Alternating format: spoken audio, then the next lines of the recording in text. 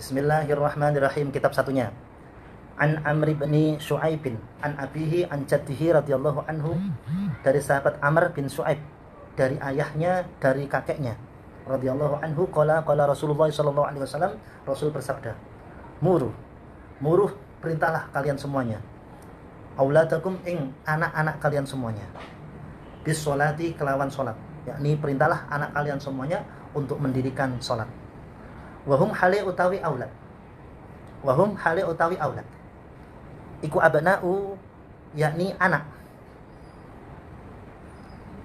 sab'i sinina, umurnya adalah 7 tahun. Sab'i sinina, yakni umurnya 7 tahun. Perintahkanlah kepada anak kalian semuanya untuk melakukan sholat, untuk mendirikan sholat di saat anak-anak kalian semuanya itu di usia 7 tahun. Ini muru ya, muru perintahkanlah. Wadribu dan pukullah. Maksudnya adalah tertibkanlah, disiplinkanlah. Hum ing aulad, alaiha ing atase, yakni sholat. Wahum hale utawi abna, iku abna'u ashrin, yakni di saat anak itu berusia 10 tahun. Wafarriku dan misaho sira kabeh, pisahlah, yakni anak yang laki-laki maupun perempuan, bainahum ing atase antarane sira kabeh, aulad ya, antarane aulad anak-anak itu semuanya, fil madaji'i ing dalam pira-pira panggonan itu. Di usia 10 tahun wajib anak itu pisah sama orang tuanya tidurnya. Di usia 10 tahun wajib anak itu pisah sama anak laki-laki maupun perempuan. Ya, punya kakak sudah kuliah wanita, kok anak laki-lakinya 10 tahun tidak boleh dicampur tempat tidurnya. Apalagi campur sama bapaknya ya. Ya, bapaknya baru pulang cuti malah berbahaya nanti ya. Nanti anaknya berpengaruh ya, berpengaruh. Ini ajaran Rasulullah SAW. Artinya gini, masih disuruh untuk memerintahkan di usia 7 tahun, karena usia 7 tahun sampai 10 tahun itu adalah usia yakni imajinatif, atau usia anak itu lebih dominasi khayalnya ya, dunia khayalannya masih dominasi ya. Dan bentuk perintah nak ya, ayo sholat ya, biasa anak sholat, biarin aja, Allahu Akbar, tola biarin ya. Ciptakan kenikmatan di dalam sholat diri anak kita di usia yang kecil 7 tahun. Jangan ciptakan anak itu terpaksa, nak sholat gak boleh gini, harus gini. Wah, anak itu sholat kayak adalah hukuman ya.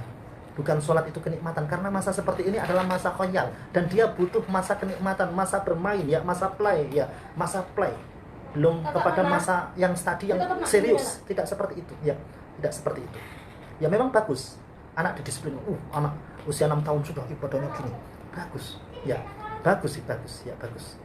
Tapi psikologi tetap ya biasa saja ya. Anak-anaknya sahabat itu ya biasa ya, sholat tola biasa ya. Cucunya Nabi biasa numpangi Rasulullah ya, biasa itu seperti itu.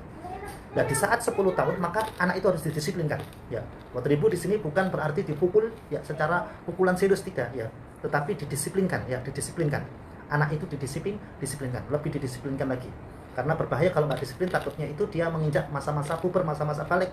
Kalau dia meninggalkan sholat nanti berbahaya. Oleh karenanya di saat inilah ya, anak itu harus bisa didisiplinkan dalam hal ibadah, didisiplinkan dalam bidang puasa, disiplinkan dalam bidang sholat dan sebagainya. Ya, saya senang anak kecil dilatih puasa 4 tahun ya.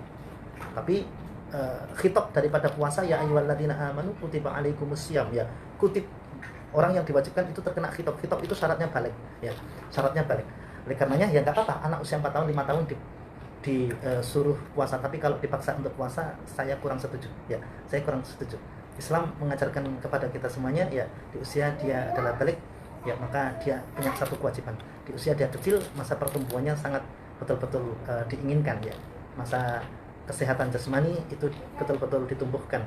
Jangan sampai puasa ini menjadi satu momok di anak-anak kita ya, mendidik anak kecil yang itu harus ada supply daripada gizi, terus kemudian dikuruskan dengan puasa. Itu kalau saya pribadi ya, melihat daripada psikologi Al-Quran maupun psikologi hadis, itu kurang setuju. Walaupun itu baik, anak kecil hafid Quran usia 4 tahun, usia 6 tahun, usia 7 tahun, bagus, disiplinkan seperti itu bagus ya. Tapi ya MHQ usia 9 tahun sudah hafid 30 juz ya. Usia 12 tahun ini ngelembrek dia, ngelembrek usia-usia lagi hot-hotnya, malah dia usia-usia kanak-kanaknya sudah terkuras ya, habis ya, sehingga mengalami satu kejenuhan ya, mengalami satu kejenuhan. MHQ di usia 12 tahun sudah nggak ada, 13 tahun nggak ada, mana ini ya. Ya memang ada yang usia 7 tahun hebat sampai kepada tua ya, Imam Syafi'i ya. Tapi Imam Syafi'i memang luar biasa ya, luar biasa. Ini adalah psikologi Al-Quran, psikologi pendidikan dalam Al-Quran. Ya tidak ada masalah, psikologi pendidikan dalam hadis tidak masalah. Saya senang sekali anak usia 6 tahun hafid Quran, senang sekali. Tapi hafid Quran menciptakan hal anak yang gak tertekan. Jadi anak itu senang sekali bawa Al-Quran di saat bermain. Anak itu senang sekali bawa Al-Quran, menghafalkan Al-Quran di saat dia berlari-lari sama temannya. Itu justru lebih bagus daripada anak sudah kamu dilarang totalitas nonton TV, dilarang bergaul sama teman, dilarang, ya kasihan ya, anak dipaksakan betul-betul untuk serius menghafalkan Al-Quran di usia masih kanak-kanak itu sendiri. Oleh karenanya psikologi daripada pendidikan Al-Quran adalah usia 7 tahun sampai usia 10 tahun, ini hanya perintah saja.